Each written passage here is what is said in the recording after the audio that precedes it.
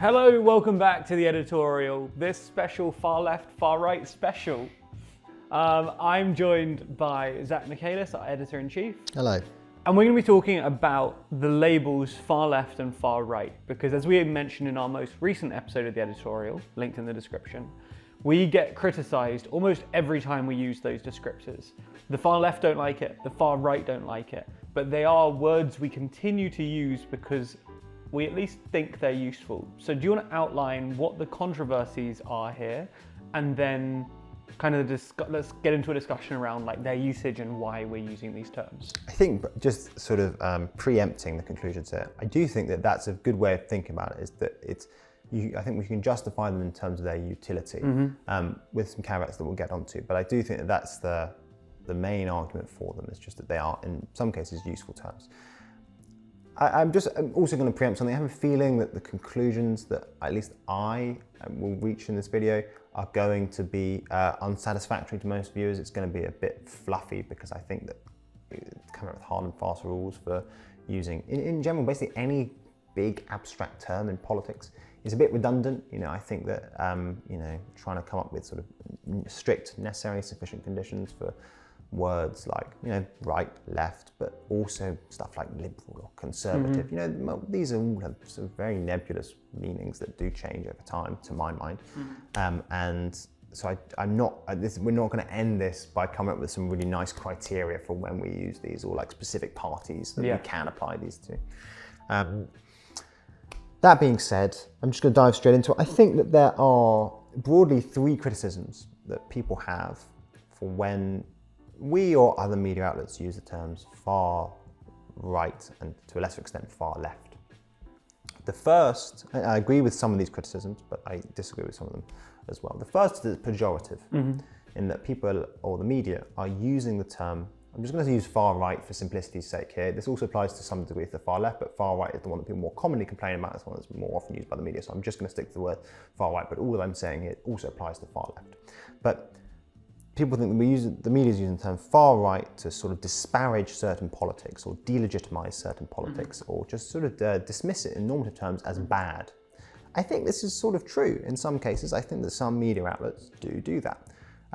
But in much the same way, by the way, that conservative media outlets use the word liberal as a sort of pejorative. Or I don't know, liberal media outlets in the UK might use the word Tory as pejorative, or something like that. This is true in some cases. I think it just depends on the sort of angle of the person saying it.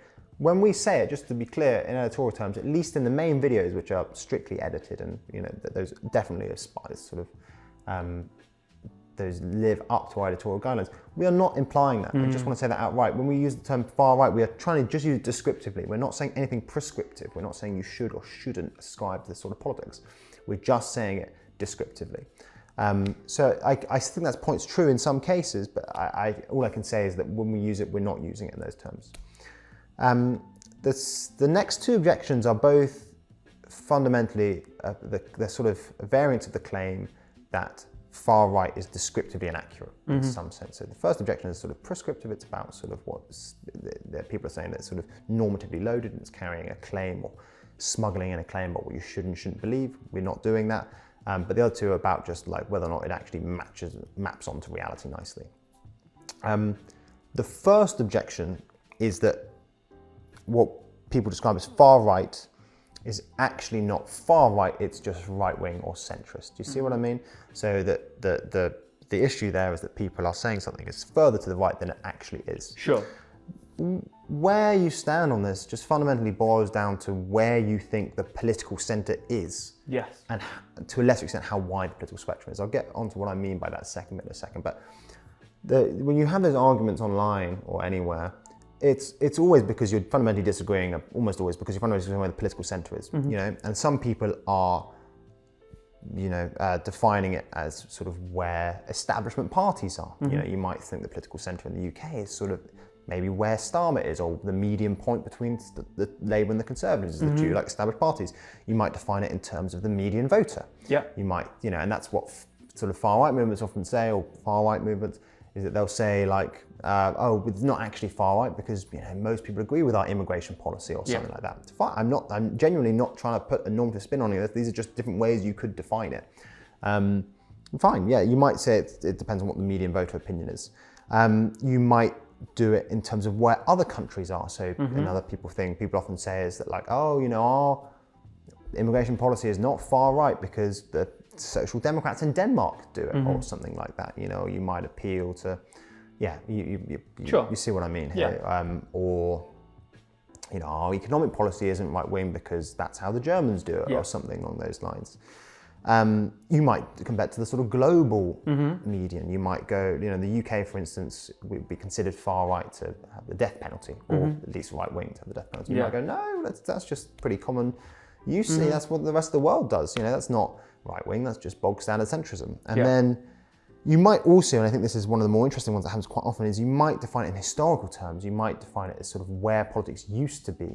So this is an argument that's reliably made, by the way, by Viktor Orban tacitly. He always quietly makes this argument. So Orban has, in the past, framed his politics as the sort of successor to the Christian democratic politics of the sort of post-war 20th century. So Orban often says that his political idol, he used to say it more often in sort of late 2010s, is Helmut Kohl, who was Chancellor and the head of the Christian Democrats in Germany. And his point there is that, no, look, Fidesz politics is actually where the European centre-right used to be. It's just that those right-wing parties have moved to the centre and that they're no longer right-wing. So, again, this is all just this massive argument over like where the political centre is. Really, this goes back to what I was about to say, is that I think that my answer is going to be deeply unsatisfactory. I'm not going to tell you where the political centre is. I think that it is probably, there's no right answer here. It's not like you can just say, the political centre is where, in between Starmer and Sunak, or the political centre is what the median voter believes. It's a sort of agglomeration of all these things, and different people weight them differently. And again, I can't come up with a sort of precise algebra for how I personally calculate, or TLDR calculates, the political centre. I will say a couple of things. I think in general, am wary of the historical argument. I think that the political, at least I weight that less. Of course, maybe, if there's a rapid change in where the politics of certain centre-right parties or established parties, you might be able to go like, hey, look, you guys have really moved in the last couple of years. We just stayed still. You guys have changed your politics. We're not far right. It's just that you guys have moved. Sure. But, calling back to Helmut Kohl in the 90s. A long time. I don't know, Victor. Oh no, you watches too. Used to you at number 7. I actually just don't want to get into too much detail. I just fundamentally don't think there is a nice way of defining the political centre. The one other caveat I'll put in here is it also depends on how wide you think the political centre is, or the political spectrum is. So, for instance, in the UK, me and you could, not saying we agree with this, but hypothetically, hypothetical Jack and hypothetical Zach could agree that Starmer is the centre. Sure. But we could still disagree about, for example, whether or not reform was far right or right. Okay. You're probably more likely to say he's far right, but you could, for instance, think that the political spectrum is pretty narrow, in which case he is far right. Definitely. Or you Well, could think say, you see, if you're unless you're actively saying racist Islamophobic stuff, you're still right. Yeah, exactly. So if you think it's narrow, you might think that the Tories are right and that Farage is far right. If you think the political spectrum is sort of wider, as it were, then you might think that the Tories are centre right and then for reform are right, or something along those lines. So that's the first argument against it, is just that that actually far right is not that far to the right, and that is actually downstream of disagreement over where the political centre is, and then to a lesser extent how wide you think the political spectrum is. Again, I'm not going to come up with a clear answer here, but I don't think that means we should do away with notions like far right, let alone right, centrist, left, far left.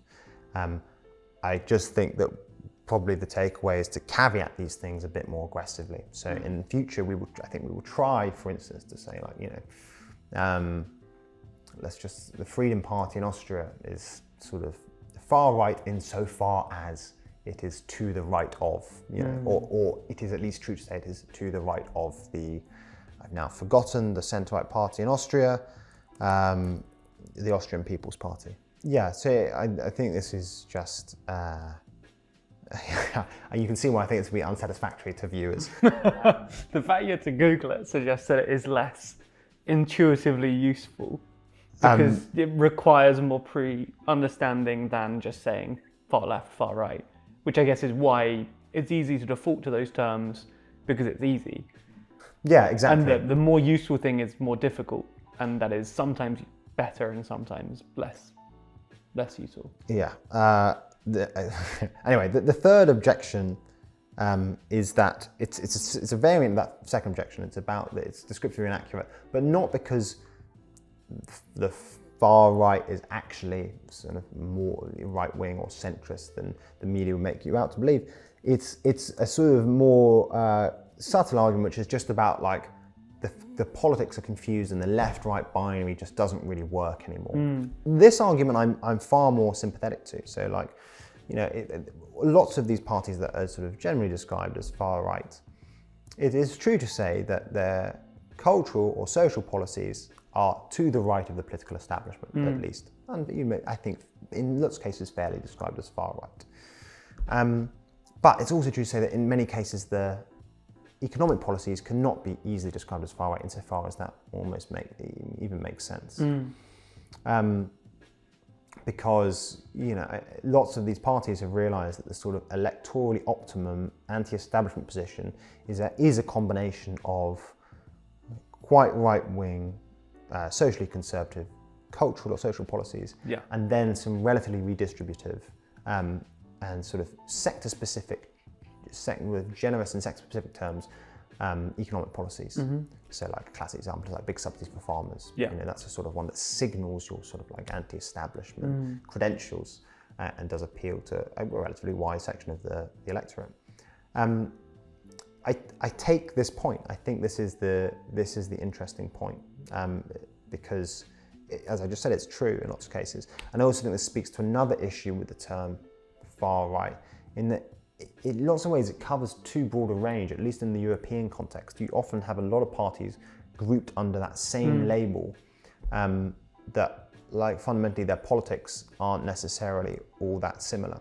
So I think, for instance, good two parties that were quite well known that are often described simultaneously as far right are the Brothers of Italy, Meloni's party in Italy, and the AfD in Germany.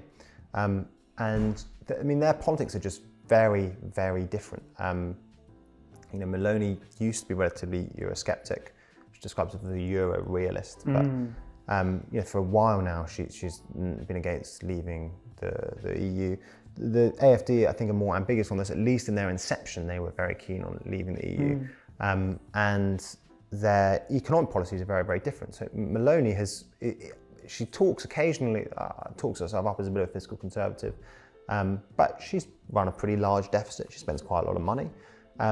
And again, the AfD, it's hard to pin them down because there's sort of two competing wings here. There's what's called Der Flügel, which is the sort of like radical, culturally focused wing. But in its inception, again, the AfD were like supremely economically right-wing, a very old school, like what in Germany would be called ordo-liberal way. So sort of obsessed with deficits and not spending money and actually leaving the euro and all that sort of thing.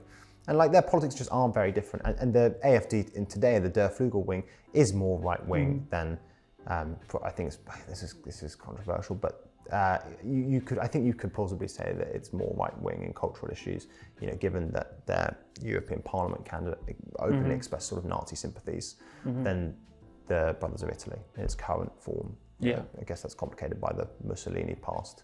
Sure. But my point there is that I do think that the general point that often the term is used as an umbrella term that covers too many parties with two different politics is fair. The sort of flip side to that, though, is that while I think we should be careful about not using it as a catch-all and sort of differentiating between different sort of groups under the far-right umbrella, there does still have there's still something that connects this wave of like anti-establishment parties in Europe. Maybe you'll push back against the use of the words far right, but there is something that connects them. I mean, they are very all the parties really that fall under that far right label. They're generally pretty anti-immigrant or sort of migration skeptic. They're generally pretty Eurosceptic. I think that's true. They're sort of right-wing on cultural issues more broadly. Yeah. They often speak in sort of like what you might describe as civilizational terms, talking about Europe or the nation state, you know. That sometimes sort of like muddles into racial language, but most of the time it's sort of civilizational. It's about like, lots of them see Europe in Christian terms as like a sort of Christian project. And the point Orban always makes is that old school Christian Democrats often did the same. They used to see it was quite fashionable to see the European Union as a Christian project in the later part of the 20th century. But anyway, they're also very anti-establishment. That's their sort of like general vibe. And there's also this sort of like stylistic continuity, which is that they present themselves as like not typical politicians. It's sort of akin to the anti-establishment thing, but there's an aesthetic choice here to sort of deliberately present as in opposition to old school politicians. And so I think that the label is useful insofar as it covers certain continuities that do exist between this and this new set of parties. And this is, I think, goes back to what you said at the start, is that there are definitely issues with the term. And I do take at least some of them. I don't take the first objection about the pejorative one, but I do take that last objection that it covers sort of too wide a spectrum of parties and there are certain discontinuities between all those parties. But I think it still has utility in that sense that it does, that there are the things that it is referring to, the parties and the politics it is referring to, there are certain threads that are continuous within that politics and throughout those different parties. And I think the headline takeaway here from an editorial perspective is that we are conscious of those shortcomings. And I think that in future, we will endeavour to make sure that whenever we do use the term far right, or far left, it is also caveated with, you know, far right insofar as, you know, this is their politics here. And it will be caveated essentially with descriptions of the sort of relevant politicians or parties' politics. But I think sort of trying too hard to maintain a sort of like laser focused descriptive, I mean, accuracy is the wrong word, but like caring too much about semantics, I actually think ends up being more confusing. You know, just banning the word far right entirely and speaking only in very specific terms about specific policies without trying to reach for a general label, I actually think would just make the videos less clear, as it were. And that the term has utility insofar as like we all sort of know what it means, and it does cover lots of ground. And insofar as it's useful, I think we will still continue using it. So I think in practice that means that in scripts we will try and caveat it a bit more aggressively. But in thumbs and titles, I think we'll probably we'll be more sparing with our usage and try to make sure that it actually applies. You know, I do think, for example, the Sarah Wagenknecht video where we described her as far left in the thumb title, that doesn't really work because she's far left on economic policies maybe, but she's sort of right wing on cultural policies. Means that anyway, that my point there is we'll still continue to use it in thumbs and titles. And I think, by the way, it's not specific to this use of like the words far right.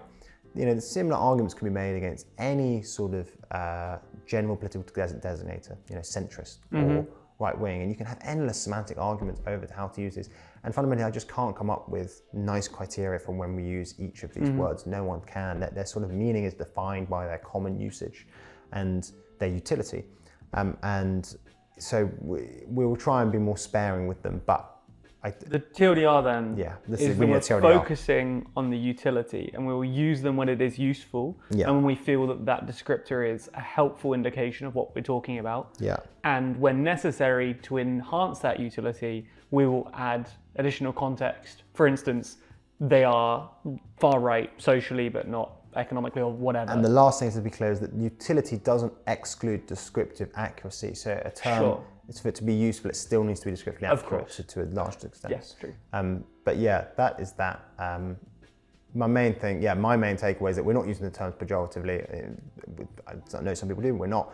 And that we will be just more sparing with them, but they're fundamentally right, left, far right, far left, and centrist. They're still useful terms, even if they are sort of difficult or more difficult to apply.